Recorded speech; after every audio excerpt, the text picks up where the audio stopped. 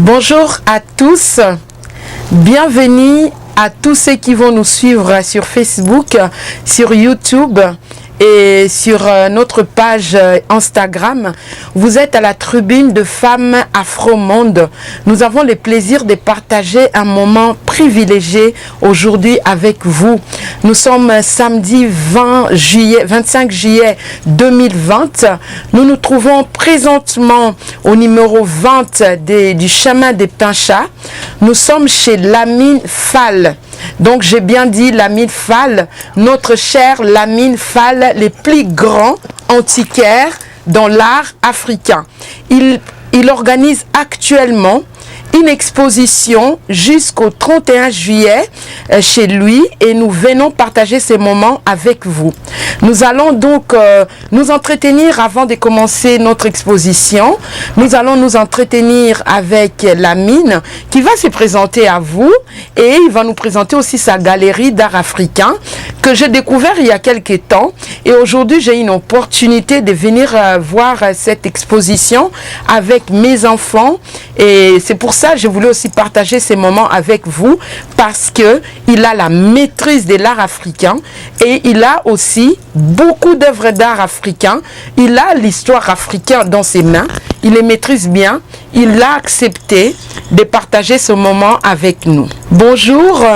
Bonjour Lamine, bienvenue à la tribune des Femmes Afro-Monde. C'est un grand plaisir de te recevoir en tout cas sur notre chaîne pour cette belle exposition que tu nous offres. Comment ça va? Ça va très bien, Betty. En tout cas, j'ai parlé de cette exposition à quelques amis. C'est pour ça que j'ai dit que je vais faire une émission avec toi pour pouvoir partager ces moments avec tous ceux qui ne te connaissent pas et tous ceux qui ne connaissent pas tout ce que tu as comme richesse ici dans cette belle maison. Est-ce que tu peux te présenter à nos téléspectateurs? Bien sûr. Bonjour, alors je m'appelle Lamine Fall. Alors je suis antiquaire dans l'art africain par mes parents qui sont des Sénégalais et je suis arrivé à Genève dans les années 90 par le gouvernement sénégalais qui m'a envoyé ici pour représenter le Sénégal. Et quand je suis arrivé à Genève, j'ai vu qu'il n'y a pas que le Sénégal à représenter, c'est l'Afrique. C'est pour ça que j'ai trouvé cette maison et je présente la culture africaine ici. Ça fait combien de temps que tu habites à Genève, Lamine? Alors, ça fait depuis 1996-97 que j'ai quitté Paris et que je suis venu pour... C'était pour montrer le Sénégal, la culture sénégalaise. Mais je me suis rendu compte que Genève, c'est une ville multiculturelle. Et il y a toute l'Afrique ici. Et notre famille, nous, on n'est pas que pour le Sénégal, on est vraiment pour l'Afrique. C'est pour ça que j'ai trouvé cette maison pour montrer vraiment tout, quoi. Alors, cette exposition que tu nous offres jusqu'à la fin du mois de juillet, qu'est-ce que tu veux principalement présenter à tes clients, à ton public, on va dire? Voilà, ce qui se passe, c'est que toute cette année, on avait beaucoup d'expositions aux Nations Unies, Centre économique de Genève, ou bien le Cité du Temps. Mais malheureusement, avec le Covid, tout a été annulé. D'accord. Mais puisque moi, je remercie le bon Dieu qui m'a donné cette maison, je dis, ben moi, je vais organiser moi-même mon exposition. Et c'est pour ça que j'ai fait ça et j'ai invité tout le monde, quoi, toute la Suisse. Et tous les jours, les gens ils viennent, mais en respectant aussi les normes. Voilà. Quelles sont les normes? Alors, c'est comme ça, pour 2 personnes. Oui, ok, d'accord. Nombre de personnes limité. Voilà. D'accord, ok. Et puis, donc, est-ce qu'il y a une condition pour participer à cette exposition? Non, non, c'est porte ouverte. Vous avez vu déjà, dans cette maison, il n'y a pas de porte. Voilà. Alors, comment les gens te contactent? S'ils veulent, c'est par exemple là, mon public, par exemple, les gens qui vont me suivre sur Facebook, sur Instagram ou sur YouTube, s'il y a quelques personnes qui sont intéressées avant d'ici le 31 juillet, pour venir participer à l'exposition, comment ils font pour te contacter? Est-ce que tu as une page? Oui, non, mais alors moi, normalement, j'avais dit je ne vends plus rien, je vais tout amener en Afrique pour ouvrir un musée. Parce que, puisque le président français lui, il a l'idée de récupérer tous les objets pour le faire. Alors nous aussi, on doit faire ça. Alors on avait créé une société d'immobilier et pour aider notre président Macky Sall qui veut construire des villes au Sénégal. Et j'avais dit, normalement, tout devait repartir. Mais puisqu'il y a cette Covid qui a tout changé, c'est pour ça qu'on est encore là, quoi. Et les gens qui veulent me contacter, c'est mon adresse, 20 chemin de Planchat à Carouge. D'accord. Il n'y a pas un téléphone? Si, 077 959 0146. Voilà. Voilà, donc vous avez les téléphones de la mine pour tous ceux qui sont intéressés à venir participer, à assister, donc à profiter de cette exposition qui se tient actuellement au numéro 20 du chemin des Pinchats dans la commune des Carouges. Ils sont bienvenus. L'exposition est ouverte à tous. Il faut seulement respecter les normes de sécurité selon Covid. Pas trop de gens, nombre limité à 10, 5. Oui, de toute façon, il y a un grand jardin. Il y a un grand jardin dans cette parcelle. Même dehors, il y a une expo. Et voilà. Pour monter en haut, il faut être 2 personnes. Voilà. Ouais. 2 personnes pour monter à l'étage, donc dans la maison. Parce que dans cette grande maison de 3 étages, c'est rempli d'œuvres d'art. Pour visiter, il faut minimum 2 personnes pour visiter. Mais entre-temps, dans la parcelle, dans le jardin, il y a aussi une exposition. Tout le monde est bienvenu, vous pouvez venir. Donc, il vient de donner son numéro de Natel. Vous pouvez passer et soit téléphoner pour venir profiter au plus tard le 31 juillet parce que bientôt tout ça partira en Afrique pour une ouverture d'une musée au Sénégal. Oui, bon, on a dit le 31 juillet, mais on peut le prolonger, on ne sait pas. Hein. Voilà. Si par exemple les gens ils veulent, parce que c'est chez nous. Hein. Voilà. Alors, j'ai aussi un téléphone fixe, le 022 840 1301. Voilà. Il adore ça, il aime bien faire découvrir aux gens hein, donc sa galerie. Il est très ouvert, très accueillant. Il y a beaucoup de surprises, des jolies statues africains. Il faudra vraiment profiter de cette opportunité pour venir participer à cette exposition. Opportunité d'être avec la mine. Je voulais vraiment profiter pour demander son constat parce qu'il c'est un ancien de Genève, hein, il connaît très bien Genève. Moi je suis donc la fondatrice de Tribune des femmes Afro-Monde. Je suis en train de découvrir un peu cette solidarité. J'ai envie de fédérer les femmes africaines, mais je n'ai pas la bonne maîtrise encore de tout. Je pense que lui, il connaît toutes les Africaines un peu plus ou moins, vu qu'il a l'histoire hein, entre ses mains. Je voulais avoir un peu son impression par rapport à la ville de Genève ou la Suisse, ou on peut dire même l'Europe, parce qu'il connaît Paris aussi. Quelle est la dynamique que tu pourras dire, qu'est-ce qui anime, comment les femmes africaines en Europe, dans la diaspora, ou à Genève ici, qui est une grande ville multiculturelle, est-ce que tu penses que les femmes africaines sont unies? Bon, il y a eu plusieurs associations qui ont été créées ici. Il y a un qui s'appelait Espace Afrique. Oui. Ils ont essayé d'unir les femmes. Mais le problème, c'est que la ville de Genève, c'est différent de plusieurs villes en Europe, dans le monde même. Parce que c'est une ville internationale. Parce qu'il y a les Nations Unies, il y a l'OMS, il y a tout ça. Et les gens, ils changent. Ok. Chaque fois qu'on forme quelque chose, alors l'année précédente, la majeure partie de ces gens-là, ils partent dans un autre pays. D'accord. Alors la majeure partie, c'est des diplomates. D'accord. Alors les résidents, les gens qui résident ici aussi, pareil. Souvent, comme par exemple l'association Femmes pour la planète, ils ont créé cette association pour transformer tous les produits qui viennent d'Afrique. Comme par exemple le beurre de karité, ils l'ont transformé pour faire des produits de beauté, faire des trucs. Mais tout d'un coup, ils sont partis. Oui, parce qu'ils sont partis en Afrique. Ah, ils ne sont plus là? Non, ils sont là, mais l'association est partie se baser en Afrique. D'accord. Parce qu'on dit que l'Afrique c'est le futur. Bon, beaucoup de gens, parce que la ville de Genève, la Suisse n'est plus comme avant. Depuis qu'il y a la crise, il y a beaucoup de choses qui ont changé. Et je pense que nous les Africains aujourd'hui, tout ce qu'on commence ici, on doit le finir au pays, quoi. Parce que eux, les Suisses déjà, ils commencent à aller investir dans d'autres pays. Parce que ce n'est plus comme avant. D'accord. Mais quand tu dis que ce n'est plus comme avant, avant c'était comment et maintenant c'est comment? Tu peux m'éclaircir? Alors, avant, par exemple, il y avait la foire de Genève, qui s'appelait le Salon des Arts Ménagers. Il y avait les fêtes de Genève. Il y avait la Vogue de Carouge. Il y avait beaucoup de choses qui bougeaient. Et aujourd'hui, ces choses-là, ça n'existe plus. Avant même le Covid. Hein. Parce que tout a changé. Tout a changé, tout. Alors maintenant, nous aussi, on doit évoluer. D'accord. On doit changer aussi. Comment changer? C'est au lieu de quitter l'Afrique, venir ici, il faut qu'on essaye maintenant de penser au retour. D'essayer de créer quelque chose chez nous, quoi. Parce que l'Europe, franchement, les Européens, ils savent que l'Afrique, c'est le futur. D'accord. Ok. Mais pour nos enfants qui sont nés ici, par exemple, là, moi, je viens à cette exposition avec 3 jeunes filles de 17 ans et 18 ans. Oui. Elles sont jeunes, elles sont nées ici, elles sont en train de faire les études. Demander à nos enfants de rentrer ou nous, parents, laisser les enfants pour rentrer. Comment s'organiser? Quelle est la bonne stratégie? On ne peut pas rentrer définitivement. D'accord. C'est-à-dire qu'il faut avoir un pied au pays et l'autre pied ici. Parce que l'Afrique, aujourd'hui, tout le monde savent que l'Afrique, c'est le futur.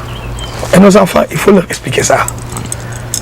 L'Afrique, aujourd'hui, tout le monde court vers l'Afrique. Mais nous qui sommes Africains, il ne faut pas que les gens ils vont en premier. Oui. Il faut que nous aussi, on va mettre notre pied. Oui. Bon, parce que eux, c'est des Suisses. Hein. Oui. Tu ne peux pas leur dire, moi aussi, j'ai des enfants ici. Oui. Je ne leur dis pas de quitter la Suisse, mais eux, aujourd'hui, ils ont dans leur tête d'essayer de faire quelque chose au pays. Mais en attendant, comment être en même temps là-bas et quand on est ici, comment on peut faire cette solidarité parce que toi, tu connais l'histoire africaine. Est-ce qu'on peut dire, quand on dit que les frontières en Afrique ont été posées à la conférence de Berlin. Normalement, l'Afrique, l'histoire de l'Afrique, elle est c'est une histoire. Qu'est-ce que tu peux dire de ça? Parce que moi, j'ai l'impression, d'après mon constat, je suis venue du Congo en 2004, je suis arrivée à Genève. Et en vivant en Genève, donc j'ai créé l'association Femmes et Intégration. J'ai évolué un peu dans la communauté congolaise. Et depuis un certain temps, j'ai compris que je devais me fédérer avec d'autres femmes africaines parce que j'ai compris qu'on avait les points communs de départ les mêmes et qu'on avait les mêmes problèmes et que on avait presque les mêmes soucis et qu'on pouvait utiliser les mêmes clés de réussite. C'est pour ça que j'ai fait cet effort pour essayer un peu de m'ouvrir à d'autres. Mais je constate qu'il y a beaucoup de compartiments. Chaque population, les femmes sont compartimentées dans leur communauté. Ce n'est pas facile de nous mélanger. Mon combat, c'est ça mon objectif. J'ai envie de réunir les Africaines, mais je ne sais pas comment le faire. Est-ce que toi, qu'est-ce que tu peux nous conseiller à la tribune de femmes? Quel travail de fond on peut faire? Mais de toute façon, ce que tu fais, c'est ce qu'il faut faire. C'est communiquer, expliquer. Il y a beaucoup de femmes qui sont ici, qui ne parlent pas français, parce que les communautés ils sont différentes. Il y a des gens qu'on a amenés ici, oui. Il y a d'autres qui sont venus tout seuls, oui. Il y a d'autres, c'est le gouvernement, ils travaillent dans leur gouvernement. Oui. Alors, c'est des femmes qui ne sont pas dans le même milieu. Voilà. Alors, si par exemple, les femmes qui ne savent pas parler français ou écrire, vous créez un endroit pour les aider à lire et écrire, d'autres qui ne savent pas faire. Parce que ce que tu fais là, c'est ça qu'il faut faire. Leur expliquer pourquoi tu as créé, pourquoi tu veux les réunir, oui. pour s'entraider. Oui. C'est ça quoi, tout le monde est bénéfique après. Oui. Qu'est-ce qui est commun aux femmes africaines, selon toi? Oh là là. Si on te demande de définir ce qui est commun aux femmes africaines, parce que moi j'ai l'impression qu'on est toutes pareilles. Non, mais parce que déjà, la Suisse c'est un pays qui coûte très cher. Les femmes ils sont obligées d'apprendre à travailler. Ils sont obligés de faire des formations, d'aider leur mari. Oui. Parce qu'ici, c'est un pays, un salaire ne suffit pas. Oui. Tout est cher. Alors, déjà ça, leur mettre dans la tête, mes soeurs, venez, comme ça, on va essayer de trouver des formations, on va essayer de faire ceci, cela. La femme africaine, Avant, elle était dépendante. Oui. Et maintenant, elle ne l'est plus. Oui. Alors, si tu leur dis, venez, on va travailler, je vais vous montrer comment on va faire. Comme ça, après on ne dépend plus de nos maris. Oui. Déjà, ça, elles sont contentes. Non, on peut dépendre des maris, mais plutôt être complémentaires. Oui. Parce que si tu dis on ne dépend plus de nos maris, les maris disent que les femmes, après, elles ont la tête. Quand elles ont des salaires, elles commencent à avoir une grosse tête. Et puis, elles veulent se comparer aux maris. Et puis maintenant, qu'avec l'exigence de l'égalité entre hommes et femmes, c'est encore une autre question.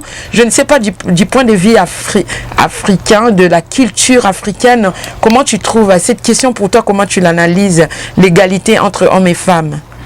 Non, mais ici, de toute façon, à Genève, déjà, eux, leur culture, les Genevoises même, c'est eux qui dominent presque leur mari, presque. C'est ça leur culture. Ici, c'est la femme qui commande.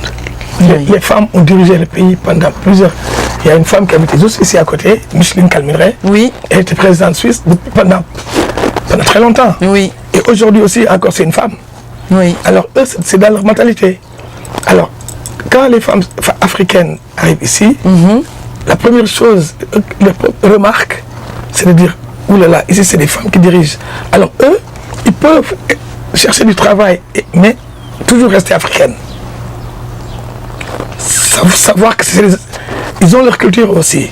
Oui. Voilà. Aussi, on peut prendre, mais il faut qu'on garde nos cultures aussi, quoi. Oui. Mais quand tu dis garder nos cultures, donc elle doit faire quoi précisément? Elle doit pas être soumise, mais de savoir d'où elles viennent. Oui. Parce que vous voyez, à Genève, c'est la ville où il y a plus de divorces dans le monde. D'accord. Ici, il y a tout, parce que les femmes, ils sont très fortes. C'est plutôt le système ou la loi, je pense. Moi, ce que j'ai constaté de la loi, des familles, j'ai l'impression que les femmes sont plutôt plus avantagées que les hommes. Exactement. La loi, c'est plutôt la loi qui donne beaucoup d'avantages aux femmes. Et c'est ça qui affaiblit les hommes. Est-ce que tu penses que c'est ça ou j'ai une mauvaise vision de la chose? Non, mais c'est ça. Et c'est tout à fait ça.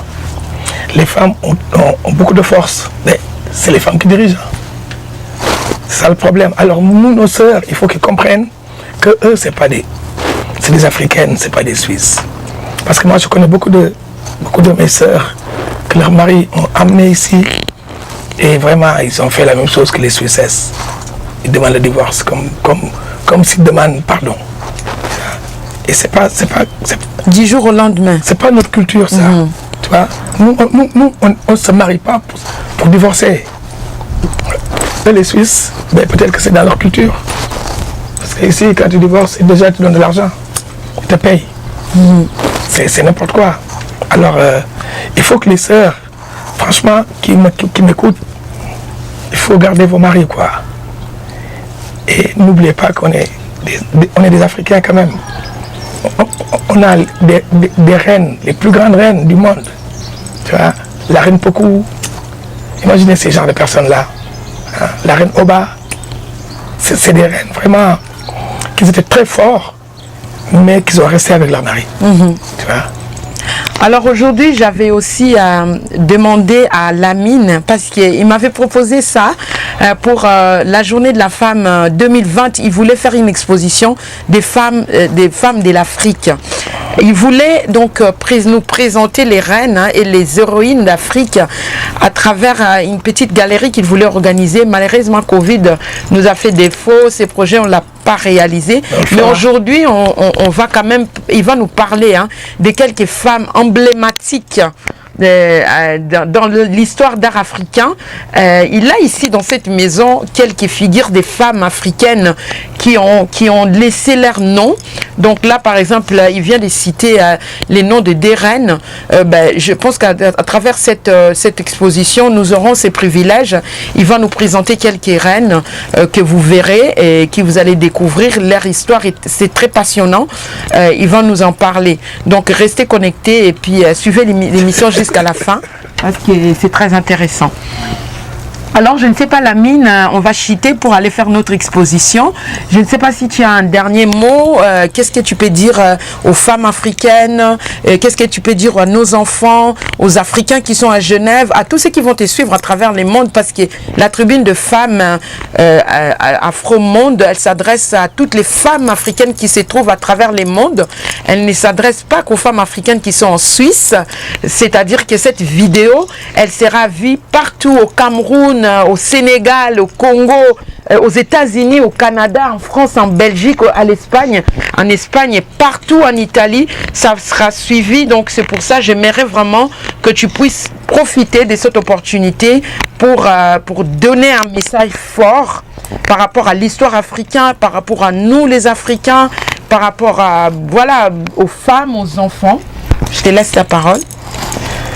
Bon oui, moi ce que je vais dire à mes sœurs et à mes filles et à mes cousines, c'est que quand tu es en Afrique et que tu rencontres un jeune homme et vous êtes amoureux, et cette personne, il vit en Europe, il vous amène ici, et vous faites des enfants, et tout d'un coup, vous voulez vous comporter comme des Américaines, ou comme des Suisses, ou comme des Françaises, ou comme des...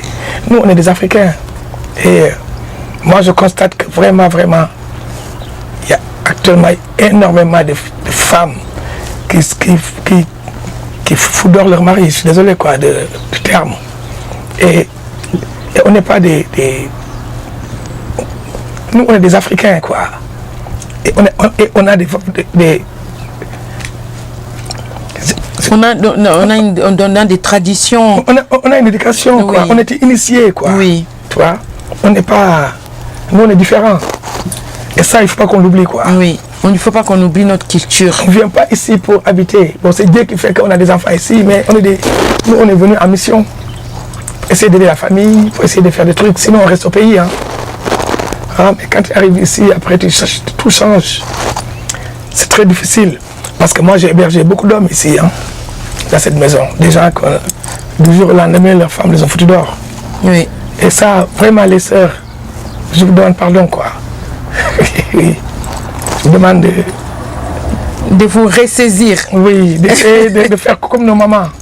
Tu vois, au pays, vous avez vu, papa, il a 4 femmes. Et quand même, les mamans, elles sont à la maison. Oui. Jusqu'à la fin, quoi. C'est ça. Alors, excusez-moi si je dis des choses qui touchent, mais bon, le but, c'est ça. C'est de dire ce qu'on pense. Oui. Et Betty, vraiment, je te remercie aussi de venir me poser des questions sur les femmes, sur tout ça, quoi. Oui. Parce que moi, nous, on dit la femme, c'est la maman de l'homme.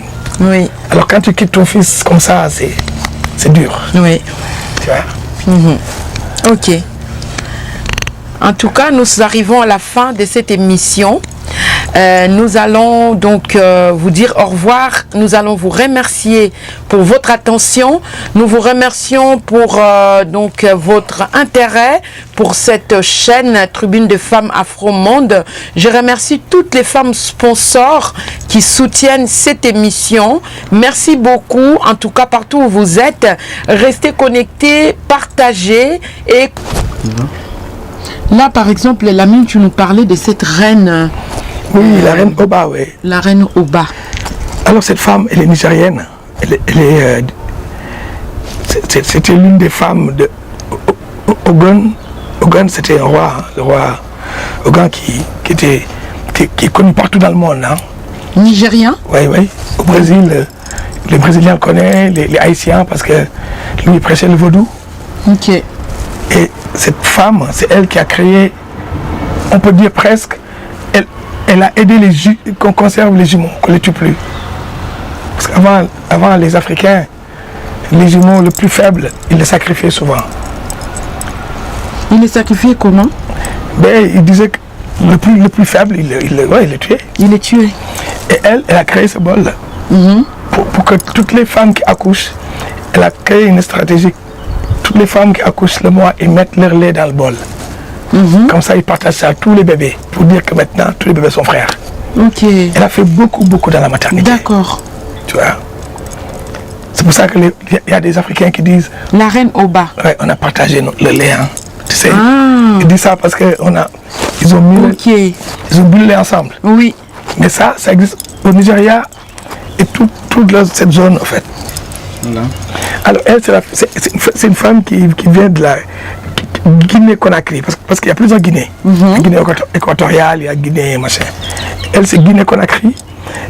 Elle, on les appelle les Baga, de Guinée. Elle aussi, c'est pour la fécondité. Oui. Voilà. Normalement, il y a une autre partie en bas, au tissu. Les gens, ils le portent, ils dansent, parce qu'ils disent qu'elle peut attirer l'enfant, quoi. La femme Baga. Ça, c'est la femme Fang, pareil. Hein.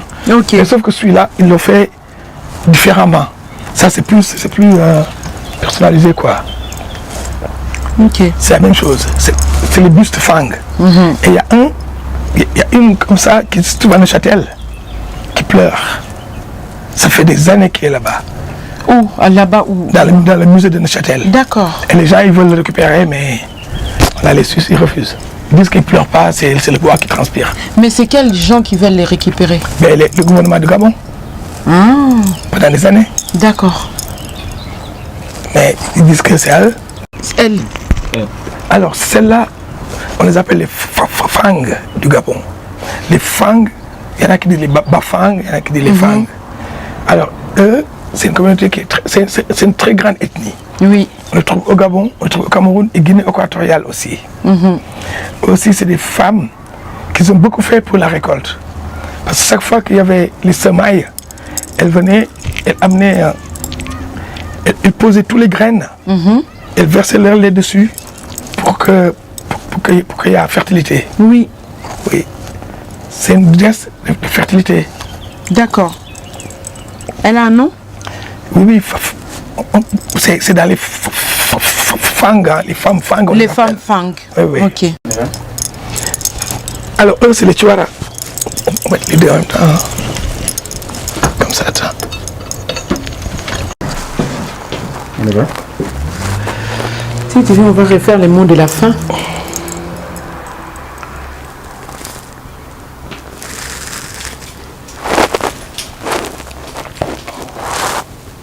Tu peux parler.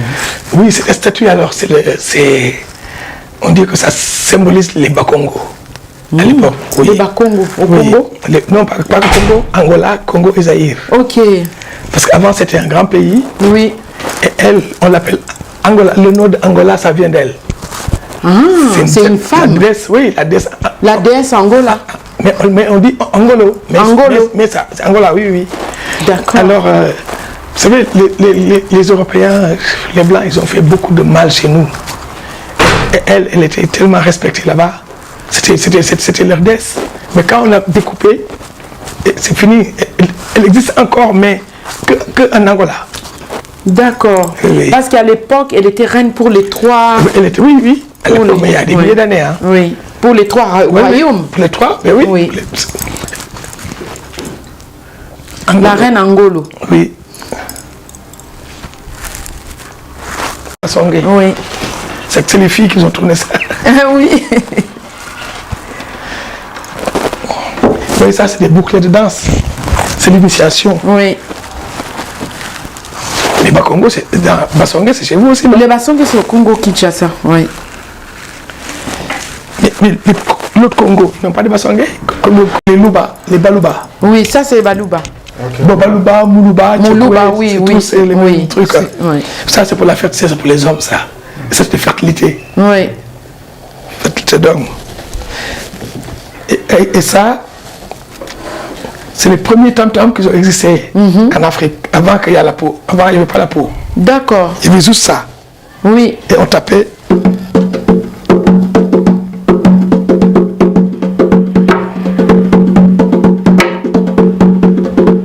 Mais avec des bâtons. Oui. Bon, après, ça a évolué, Oui. ils ont mis la peau dessus. Oui. Pour taper mieux fort, quoi. Et on l'appelle Kirin, le Kirin. Les Kirin. Aujourd'hui, on les trouve au Sénégal et au Mali. Je pense que même au Congo, il y a certains villages, ils ont ça. C'est sûrement, sûr, c'est sûr. Parce qu'ils tapent avec des bâtons Oui, dessus, oui. quoi. Oui. La costume, là. Alors, ça c'est les boubous. des bozos, les bozos. Ils sont où les bozos? Alors les bozos, ils sont là. Ils sont en Côte d'Ivoire, Burkina Faso, au Mali, au Sénégal. D'accord, ils sont qui? Alors les bozos, au début, ils sont chasseurs, ils chassent. Ok. Et chaque fois qu'ils attrapent un animal, ils coupent un bout, il fait comme ce genre un trophée. Ok. Quand c'est rempli, alors l'habit devient un habit de chef. Oui. Parce que c'est un habit, quand ils prient, quand ils font des trucs, quand ils exaucent, ça marche. Et on ne peut pas les détruire.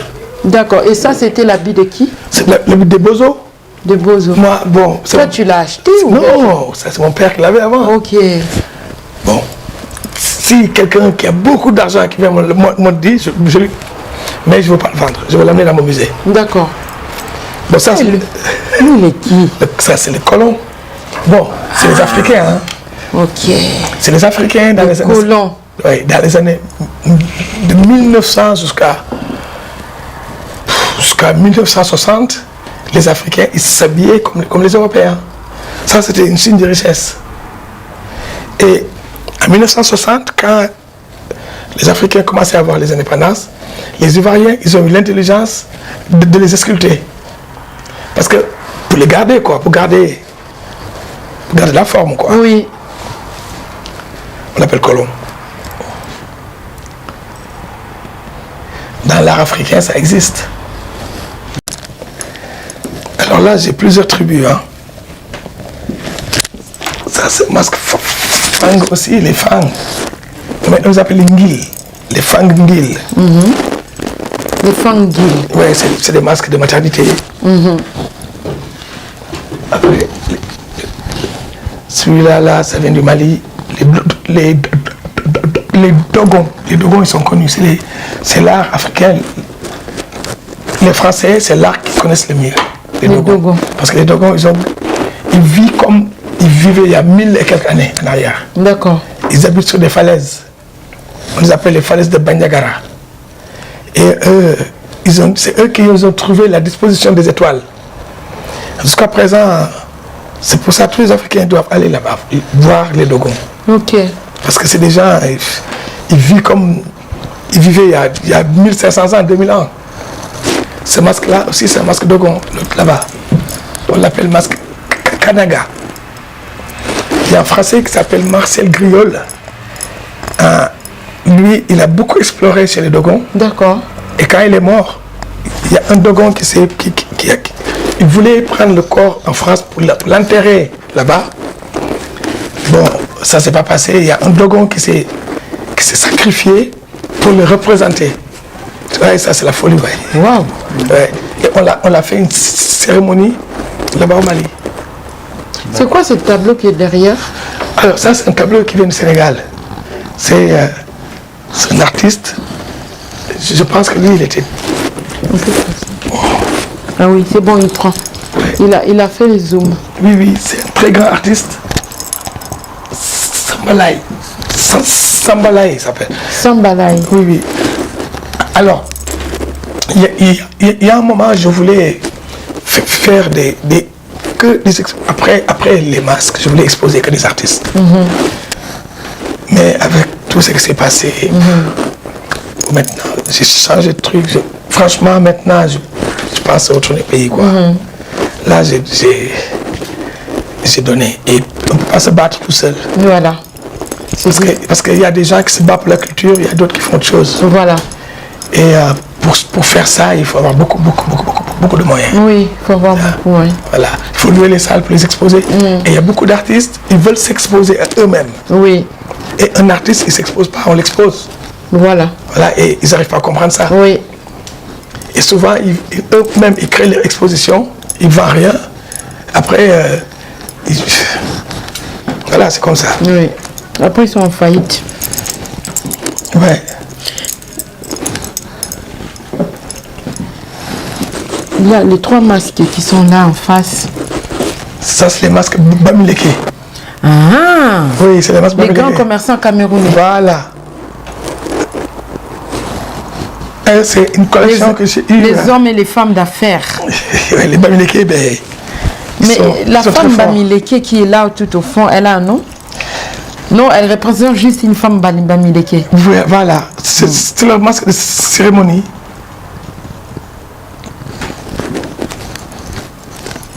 Oui, les Bamileke, ils ont... Mais eux, ils ont...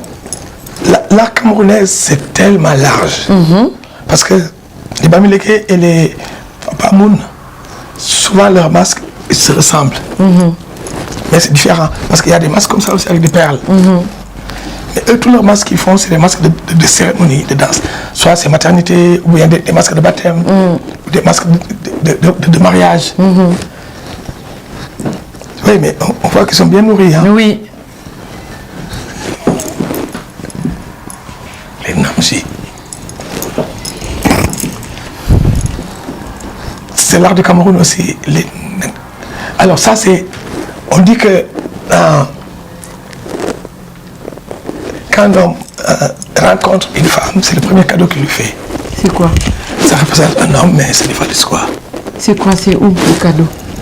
Les perles. Les perles. Oui, les sculptures. Oui. Ok. Si tu regardes bien, ça symbolise quelque chose. Oui. Tu sais, nous les Africains, on a des codes. Oui. Oui. Après, bon...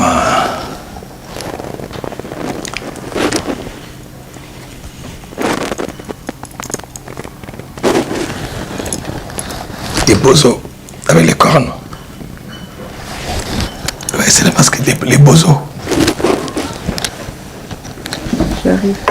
Les bozos, c'est les masques qui viennent de Guinée-Bissau. Ouais, c'est les masques de sacrifice. Alors, là, c'est les Ibedji, les jumeaux. Ceux qui sont là? Oui, les petits là. Mais c'est des individuels. Parce que, alors, les jumeaux Ibedji, au Nigeria, chez les Yoruba, quand il y a des jumeaux, depuis que la reine les a protégés, chaque fois qu'il y a des jumeaux, on leur sculpte chacun une statuette depuis bébé.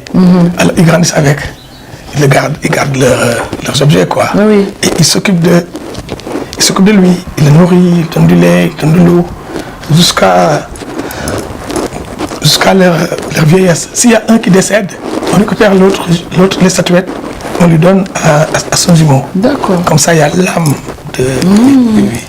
D'accord. Les jumeaux Ibedji.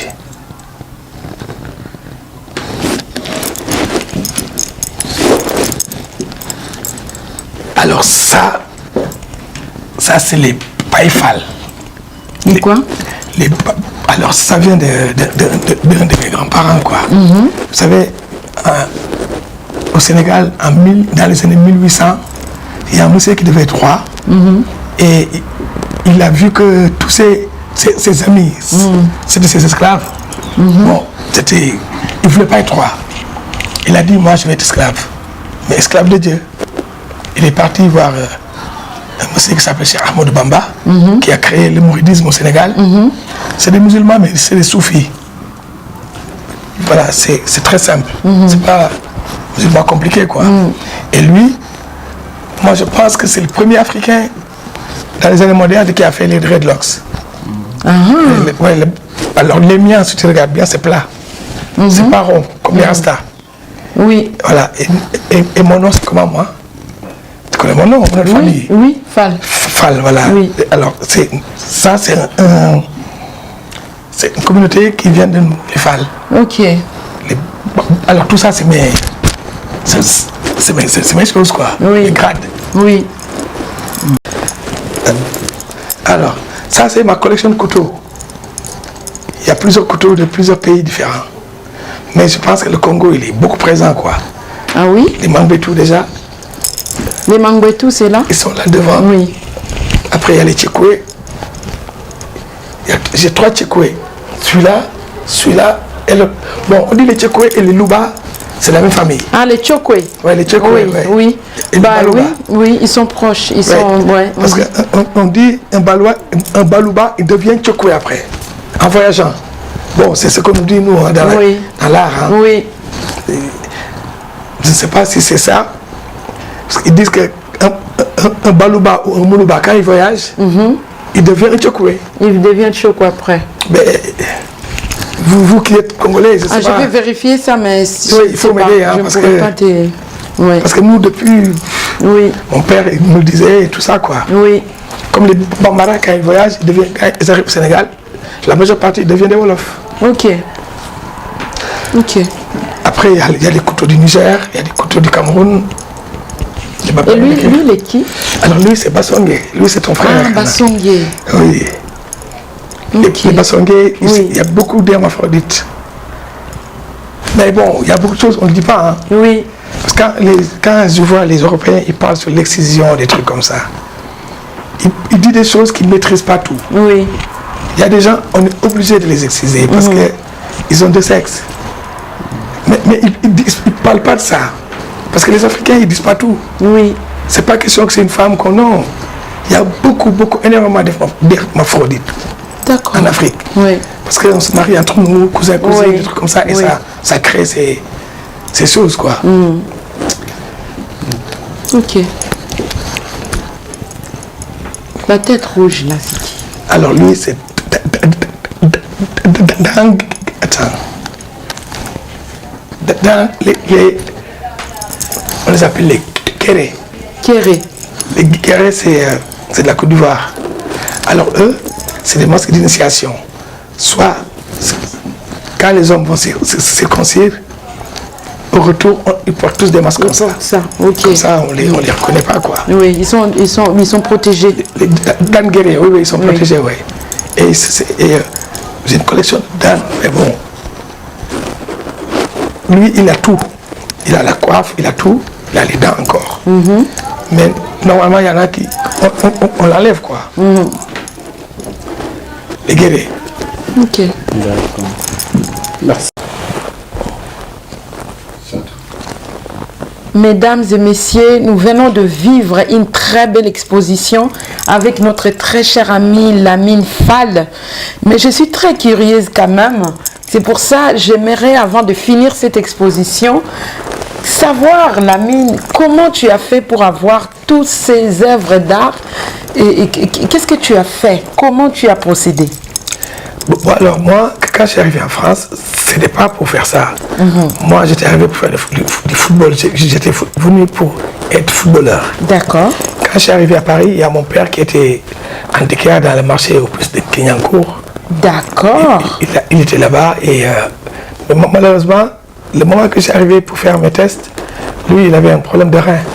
Ok. Et tout le monde, tu sais, la communauté africaine, hein, oui, surtout à l'époque à Paris, il te dit, oui, si tu veux la bénédiction de ton père, tu vas l'aider, tu dois faire cela. Avant, le football, c'était pas comme aujourd'hui. Oui. Bon, après, bon, j'ai arrêté et puis je me suis occupé de lui. En même temps, il m'a appris son métier. Oui. Et en évoluant, on rencontre des collectionneurs, tu commences à exceller. C'est les collectionneurs eux-mêmes qui t'apprennent le métier. D'accord. Parce qu'un collectionneur qui collectionne depuis 50 ans avant que toi tu naisses, alors ce gars, il peut t'expliquer beaucoup de choses. Il te demande de lui trouver des lance-pierres. Oui. Sinon, il te demande de trouver des couteaux. Alors, c'est comme ça, on fait des échanges. Après, on va dans les ventes aux enchères. Si un bon collectionneur te demande de lui trouver des lances, et tu trouves qu'il y a une vente aux enchères, par exemple, en Autriche ou en Allemagne, où on vend des lances. Toi, tu vas là-bas, tu essaies d'acheter les lances pour lui. Des fois, si tu n'as pas les moyens, tu l'appelles. Oui.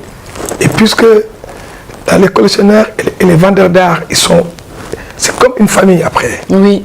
Parce que toi, tu deviens un chasseur d'objets pour quelqu'un qui n'a pas le temps de faire ça. Est-ce que tout s'est passé en Europe ou bien tu as aussi voyagé en Afrique? Parce que tu maîtrises un peu, tu maîtrises beaucoup l'art de chaque pays. Oui, oui. Est-ce que tu as été par exemple au Congo, au Cameroun, en Côte d'Ivoire pour aussi aller acheter ou collectionner des œuvres d'art? Il y a certains pays, je suis allé au Ghana par exemple, parce que les Ashanti, c'est trop large. Alors, au Congo, tu n'as pas besoin d'aller au Congo, tu vas en Belgique. D'accord. Parce que déjà, quand tu arrives en Belgique, à Matongé, là, oui, Après, il y a un grand marché là-bas où on trouve tout. D'accord. C'est pour ça que des fois, il vaut mieux même aller à Bruxelles que d'aller en Congo ou au Zaïre. Voilà. Parce que tu trouves vraiment, tous les objets sont là devant toi, quoi. Même les objets du Cameroun, c'est la même chose. Ok, au marché. Oui, c'est Au marché en Belgique. Des galeries, des Oui. ventes aux enchères, c'est vraiment... Quand je suis allé à Bruxelles, Oui. j'ai dit ça pas d'aller au Congo. Parce que tout ce que me demandaient les collectionneurs, j'arrivais à les trouver là-bas. D'accord. Parce que Belgique, c'est la folie là-bas. Oui. Bon, mais nous, on ne le dit pas. Hein. On ne dit pas que j'étais en Belgique, machin, tout ça. C'est entre l'offre et la demande. Ok. Quand le collectionneur te demande de lui trouver, par exemple, des masques pour nous, du Gabon, et que tu n'arrives pas à le trouver en Europe, tu es obligé d'aller au Gabon. Oui. Sinon, de faire des demandes chez les autres collectionneurs. Oui. Faire des échanges. Et après, sinon, dans les ventes aux enchères, tu peux acheter un lot. Et à force d'acheter des lots, tu as beaucoup de pièces. Oui.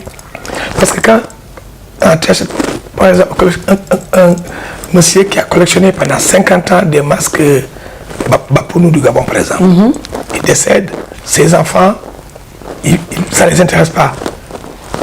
Ils vont faire appel à moi ou bien comme ça, ils nous vendent. Alors, des fois, il y a 500 masques. D'accord. De même tribu. Ok. Et à force de faire ça, tu te retrouves après avec beaucoup de choses, quoi. D'accord. Et maintenant que tu veux créer une galerie au Sénégal, Un musée. un musée, Voilà. comment tu vas faire pour ramener tout ça? Tu as déjà les noms du musée? Bon, alors, j'ai créé une société d'immobilier. Oui. Et avec les gens les Suisses avec qui je dois travailler, j'ai expliqué que chaque ville qu'on construit, il faut un musée. D'accord. Parce que la culture, c'est très, très, très important. Oui, oui. Voilà, je vais faire mosquée, église, musée. Oui. Et marché et école. D'accord, très bien. Le musée, c'est vraiment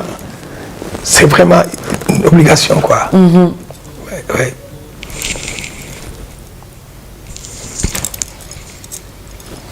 Oui, donc, mais tu as déjà les noms du musée, par exemple, qu'est-ce que... Mais je vais faire plusieurs musées. Hein. Je vais faire un musée d'Afrique centrale, D'accord. musée d'Afrique de l'Ouest, musée d'Afrique du Sud. Parce que en Afrique, par exemple, en Casamance, au Sénégal, il y a une femme qui était vraiment connue, qui s'appelait Aline Setoué Diatta. Aline Setoué Diatta. Oui, c'est une femme, vraiment, c'est comme les déesses là. Hein. Les Français l'ont déportée, ils l'ont emmenée au Mali, ils l'ont tuée là-bas. Elle avait 27 ans. Et cette dame, dans la région où elle est née, à Cap Skirring, dans un village qui s'appelle Cabrousse, il y a tellement de richesses là-bas, de ces choses, ils sont là-bas, ils traînent. Ils ne traînent pas, bon, c'est là-bas, personne ne les prend parce que les gens ils savent que là-bas il y a des gardiens. Oui. Mais je suis allé là-bas et j'ai discuté avec la famille parce que j'ai des oncles là-bas. Et c'est là m'est venue l'idée de faire des musées. Parce que pour elle déjà, je vais faire un musée Aline Setoué Diatta. D'accord. Ça j'ai un nom déjà. Après, bon, je vais trouver hein, le musée des... Par exemple, la reine Oba. Ouais, sinon... Les musées de beaucoup de déesses, il y a plein Mais de femmes. au Congo, quelle est la femme congolaise, enfin, La femme congolaise. La femme quelle est congolaise. la femme emblématique? Mais ça, c'est vous qui devez le connaître. Mais non, mais moi, je vais voir si je connais. Je vais écouter les noms que tu vas dire. Si c'est les noms que je connais aussi. Oui, parce que moi, au Congo, ce que je connais, c'est les ethnies. Je connais vraiment les ethnies. Je connais les Basongé, les Bakuba, les Tchikwe, les Moulouba, je connais les Mangbetou, tout ça, je connais. Mais les reines qui sont là-bas, c'est pour ça que je veux que tu me dis. Ces femmes, parce que moi, je ne les connais pas.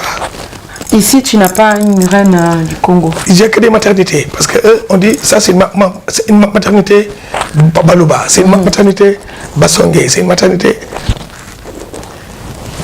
Est-ce qu'au Congo, il y a eu des femmes comme ça? Oui, il y a eu des femmes qui ont fait de la résistance. Il y a une femme qui a fait une histoire, on parle beaucoup d'elle, elle a été brûlée vive, avec, même elle était enceinte, hein. Elle a été brûlée avec son enfant au ventre. Son nom m'échappe. Parce que ça, c'est intéressant de connaître. Oui, c'était une femme. C'est d'ailleurs les femmes qui ont fait la résistance au Congo, au colon. Elle a beaucoup fait de la résistance. Elle a même été brûlée comme Jeanne d'Arc. Ah oui, hein? Oui. Il s'appelle comment, monsieur? Parce que c'est vrai, hein? Parce qu'il y a, j'ai les noms qui il y a certains pays, par J'ai un exemple, blanc pour les noms. quand tu vas au Togo ou au Bénin, les Amazones, les femmes Amazones, jusqu'à présent, il y en a. Il y a une femme qui est célèbre au Congo. En tout cas, c'est elle que je connais. Mais là, les noms, mais... Alors, au Sénégal, il y a eu la même histoire, mais tu sais, il y avait combien de femmes? Il y avait plus de 150 femmes qui sont brûlées. Qui ont été brûlées aussi. Non, ils se sont brûlés tout seuls. Ouais. Ils se sont brûlés. Oui, Talatender. On l'appelle Talatender. C'est une histoire, mais... Parce qu'ils voulaient les attraper pour les faire des esclaves. C'était des nobles. Ils ont fait évacuer toutes les femmes enceintes et eux, ils sont restés dans une case. Ils ont appelé les colons et ils sont brûlés. Ils se font brûler. Et moi, j'avais une arrière-grand-mère qui était là-dedans. On l'appelait Wedjinder. La grand-mère. Une de mes arrière.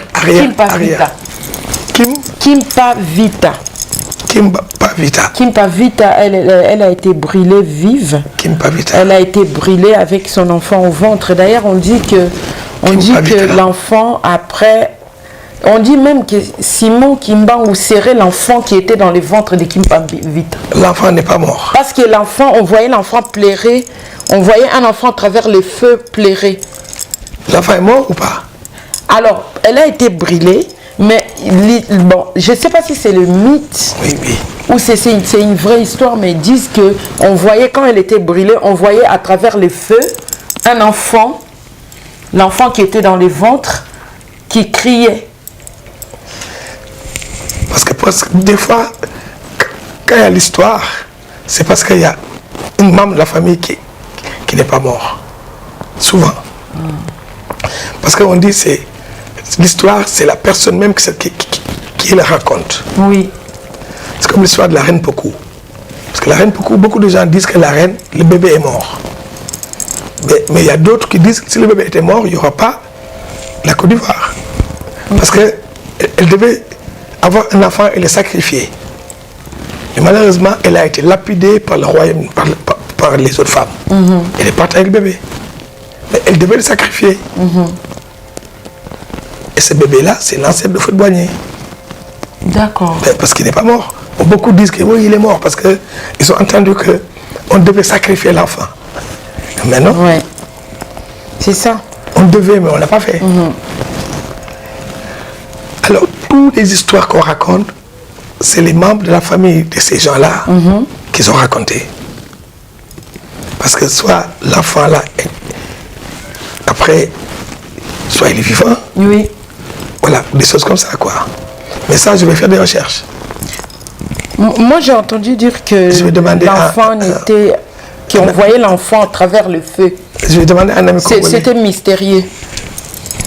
Alors, bon, je suis vraiment contente d'avoir assisté à cet exposé, avoir encore une fois de plus eu l'opportunité de t'avoir encore à Genève avec toute cette richesse d'art africain. En tout cas, je remercie toutes les personnes qui auront l'occasion de suivre cette vidéo. Laissez-nous un commentaire, abonnez-vous, partagez la vidéo. Et surtout, si vous êtes encore, donc avant que tout ça parte en Afrique, passez au numéro 20 de la route de Pincha. Chemin de Pincha. Chemin de Pincha à Carouge pour venir visiter les œuvres d'art africains chez Lamine Fall. Sinon, on aura l'occasion de venir au Sénégal un jour pour voir les musées. Les musées qu'on va faire. Les musées qui sera fait dans un avenir très proche. Merci beaucoup et à bientôt. Merci. Oui.